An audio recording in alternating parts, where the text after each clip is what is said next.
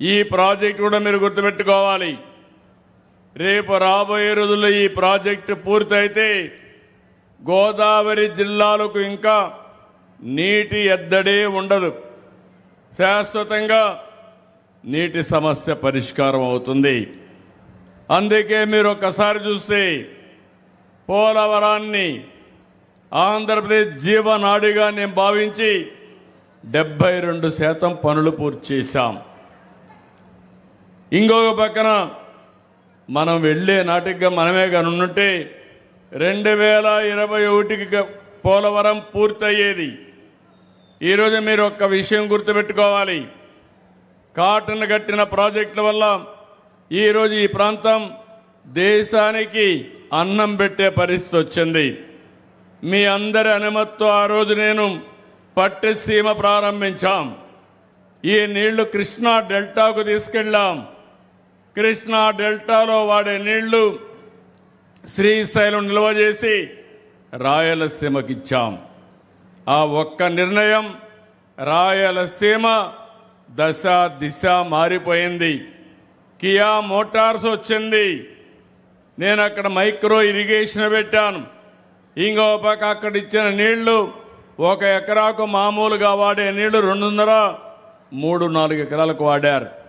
ఈరోజు హార్టికల్చర్ పెట్టారు. హార్టికల్చర్ పెడితే రాష్ట్రానికి అత్యధిక తలసరి ఆదాయం జిల్లా లింగాల జిల్లాగా తయారయ్యే మండలం, లింగాల మండలం తయారయ్యే పరిస్థితి వచ్చింది. అంటే మీరందరూ గుర్తుపెట్టుకోవాలి, ఏ నాయకుడైనా మంచి పనులు చేస్తే ప్రజల దశ దిశ మారుతుంది, మీ జీవన ప్రమాణాలు పెరుగుతాయి. నేను ఒక్కసారి మీరు గుర్తుపెట్టుకోండి, ఒకప్పుడు ఈ ప్రాంతంలో వరి పంట వేస్తే గిట్టుబాటు లేదని పంట హాలిడేగా కూడా మీరు డిక్లేర్ చేసిన రోజులు గుర్తుపెట్టుకోవాలి. ఆ తర్వాత నేను అప్పుడు తిరిగాను. ఈ రోజు నేను అడుగుతున్నా, ఇక్కడే నేను మీకు ధర రాలేదంటే ఇక్కడే బస చేసి తణుకులో 16 కిలోమీటర్లు పాదయాత్ర చేసి మీకు సంఘీభావాన్ని తెలియజేశా. ఈ రోజు నేను రైతాంగాన్ని అడుగుతున్నా, 24 గంటల నుంచి 48 గంటల్లో రైతు ధాన్యం ఇచ్చిన వెంటనే మీ అకౌంట్లో డబ్బులేసే బాధ్యత ఈ ప్రభుత్వం తీసుకున్నాం.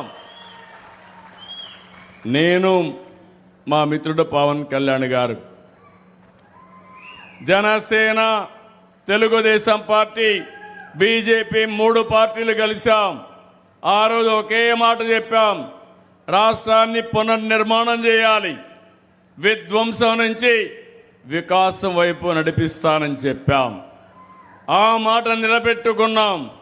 సంక్షేమ కార్యక్రమాలు చరిత్రలో ఎప్పుడూ ఇవ్వని విధంగా ఒక తేదీ అంటే ఆ డేట్లో సంక్షేమ కార్యక్రమాలు ఇచ్చిన ప్రభుత్వం ఈ ఎన్డీఏ ప్రభుత్వం అని చెప్పి కూడా నేను మీకు తెలియజేస్తున్నా.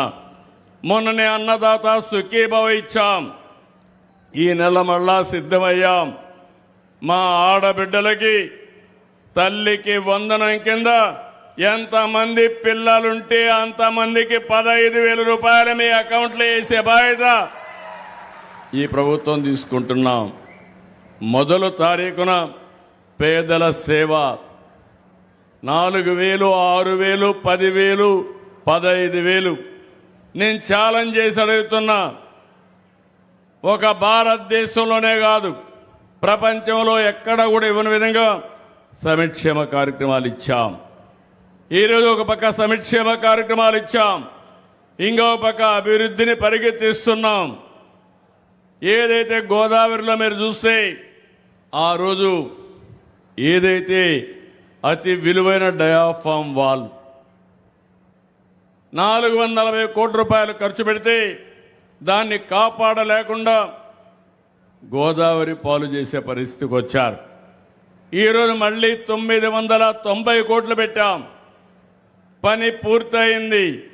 ఇప్పటికి 89% పనులు పూర్తయినాయి. నేను ఈరోజు హామీ ఇస్తున్నా, రేపు మార్చి లోపల పనులు చేసి నిర్వాసితులందరూ ఆనందంగా ఉండేట్టుగా చేసి ఆ ప్రాజెక్టును జాతికి అంకితం చేస్తామని మరొక్కసారి మీ అందరికి విజ్ఞప్తి చేస్తున్నా. అలాంటి విలువైన ప్రాజెక్టు దీనికోసం మీరు చూస్తే 2 ఏళ్ల